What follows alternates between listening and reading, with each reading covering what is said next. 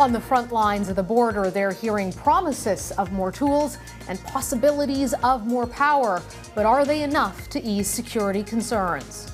I'm Mercedes Stevenson. The West Block starts now. As the cavalry comes in, will RCMP efforts be enough to ramp up border protection? I've been working closely with public safety and the minister to acquire new technology to reduce the impact on resources. We get the views from both policing and customs and border protection sides. We are going to start by all putting America first. And the man who sparked this urgent push. How will Donald Trump view our border when he's actually in office? We speak with the outgoing U.S. ambassador to Canada.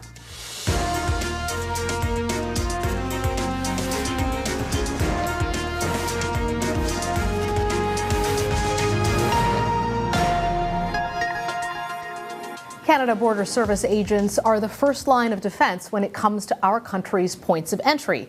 And the focus on our southern border right now is extremely intense, with the incoming U.S. president threatening to slap Canada with punishing tariffs if border security isn't beefed up. Ottawa is scrambling to comply. Promises of more powers for agents and more technology to help other law enforcement is all on the table. But what could it actually mean in terms of help on the ground? The head of the union that includes CBSA agents is Mark Weber. He joins us now. Mark, thanks so much for coming in. Thanks for having me. What are your agents seeing, and how much capacity do they have to determine who is actually coming into Canada and whether they have legitimate business here in terms of people who are coming through these legal ports of entry? They're seeing an agency that's focusing more and more on facilitation. We've seen new technologies added that have really been designed to replace the officer. Anytime you remove a human interaction with the traveler, you're lessening your security. So we find that there's a lot happening that we're really unaware of right now. What kind of human capacity would you need to be able to conduct intelligence to check who people are, to pull them off and have those conversations and do those searches and look them up in the system if something flags, and to have that front facing where you're actually seeing the people who are crossing the border? Yeah, we're looking at a gap of 2,000 to 3,000 officers countrywide. Those numbers are based on the numbers we were at about a decade ago. We went through the Deficit Reduction Action Plan under the former Conservative government. We lost about 1,100 positions. Those were never replaced. Of course, things are busier now. We have more people coming in. Our inland enforcement units have more people they need to get out of the country. So we really need people, and again, you need the people to verify that the person making the declaration is being honest about their declaration. So essentially you're saying that, you know, somebody could come into the country, and I know there's been a lot of discussion about the fact that the government got rid of visas for a number of locations, so people are able to enter without a visa, which means you're not getting checked necessarily with as much scrutiny. And then what you're saying is sort of if you have someone who can actually talk to them, they might pick up on the fact that maybe the intention here is to cross very quickly into the United States or to declare refugee status, and there's questions about whether or not that would be legitimate. Absolutely, yeah. I mean, it's often not that hard to discover that someone's being disingenuous. I wanted to ask you about inland enforcement. In the U.S., people see the TV shows about ICE. They're very powerful. They have a lot of intelligence, a lot of officers, a lot of powers to come through people's front doors.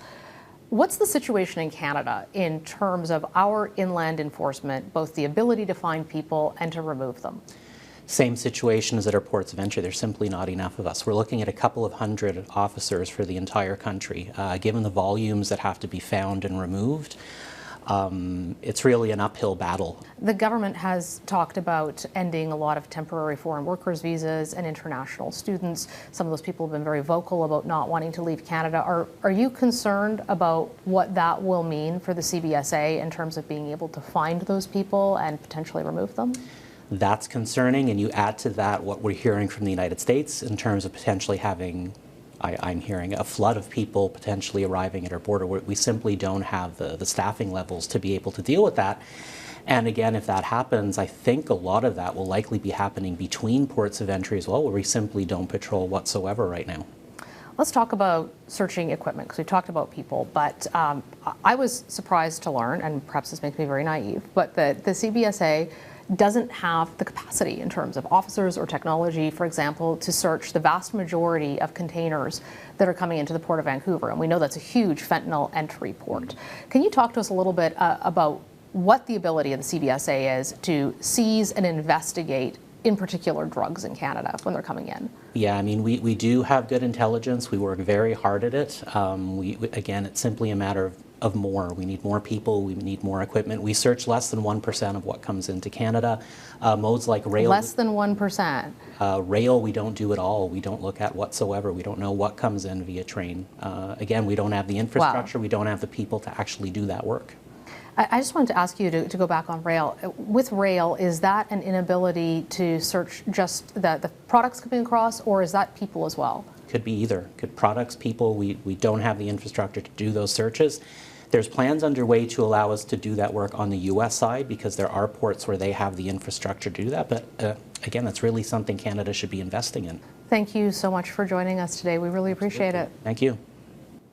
One example of cargo that did get checked was this CBSA find. More than 1.5 tons of cocaine. It's worth nearly $200 million and was concealed in a cargo container in Halifax. It was discovered after a tip from U.S. Homeland Security. While the CBSA has jurisdiction at points of entry along the Canada-U.S. border, it's the Royal Canadian Mounted Police who patrol the border between those points of entry. And with the longest undefended border in the world, nearly 9,000 kilometers, that's no easy feat. Joining us now is Brian Sauvé, head of the union that represents RCMP officers. Thanks so much for joining us today, Brian. Thanks for having me. We're hearing all these stories about the increased illegal crossings of the border of everything from people, organized crime, guns, fentanyl.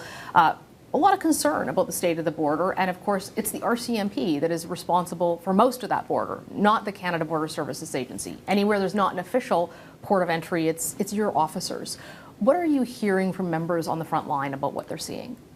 Well, I think we're at a point now where our members, obviously, it ebbs and flows. So, you know, previously we were seeing mass migration up through the Roxham Road areas. That got closed down, and then it becomes a bit of a game of where are they crossing into Canada now? Different spots, not an organized entry. So, I mean, our members are definitely making apprehensions on a regular basis, coming up north from the United States, but also noticing a flow to the south. The number going south is definitely not anywhere near the numbers that the United States are seeing coming in from Mexico, but it's obviously a concern because you do have guns that are coming up from the States, guns that are used in crimes in Canada, and the more that we can enforce that border, the more that we can make Canada a more secure country, I think it's good for Canadians. And of course, Canada has to achieve two things. They have to convince the U.S. that the border is under control and they're able to stop those crossings going from Canada into the United States. But also for Canadians, they have to prepare for the possibility of significant increases in people trying to cross illegally if Donald Trump implements his promise of mass deportations, which is what triggered Roxham Road initially. Mm-hmm. Are your officers prepared to deal with that? Are there enough of them? And do they have the equipment that they need to do that? Well, I think it is a two-part answer to that question, really. I think, A, the RCMP is uniquely positioned to deploy mass numbers of police officers anywhere in Canada. We saw it here in the Occupy Ottawa protest, where within days there were 1,200, 1,400 police officers from the RCMP from across the country that were assisting the Ottawa Police Service, the OPP, Toronto, etc. So do we have the capacity to do that? Yes. Those are usually short-term solutions. Longer-term solutions are things like what we did post-2014 Parliament Hill shooting, where new graduates from our training academy in Regina would come here and spend maybe 30 days on a rotational basis. You can also do that with currently serving members, so you have a blend of experienced police officers as well as newly graduated cadets from Depot that can complement the border security teams. In addition to that, obviously there's been a lot of discussion about how much investment is needed for human resources into the RCMP. We have been advocating heavily over the last couple of years for more bodies into federal policing, which covers the border, which covers our border enforcement teams, that deals with illegal firearms and integrates with municipal police departments as well as CBSA. So Depot in Regina and our recruiting is going extremely well. They're actually at record levels of applicants to the RCMP. The training academy is almost full. And the forecast is that it will be almost at capacity next year. So longer term solutions, stronger investments into the RCMP for manpower directly towards those federal policing roles will definitely be able to keep the border more secure. It is relatively secure today, just more secure, and deal with the illegal guns, the fentanyl, and the possibility of mass migrations coming up from the south. I have to ask you about the announcement that Public Safety Minister Dominic LeBlanc made on Thursday, banning a number of additional firearms in Canada. Of course, government initially announced a ban in 2020. They've yet to buy back any of those firearms, but they announced more heading into the anniversary of École Polytechnique. Does your union see those bans as having an actual effect on crime and on guns in Canada? Well, I think the jury's still out on that.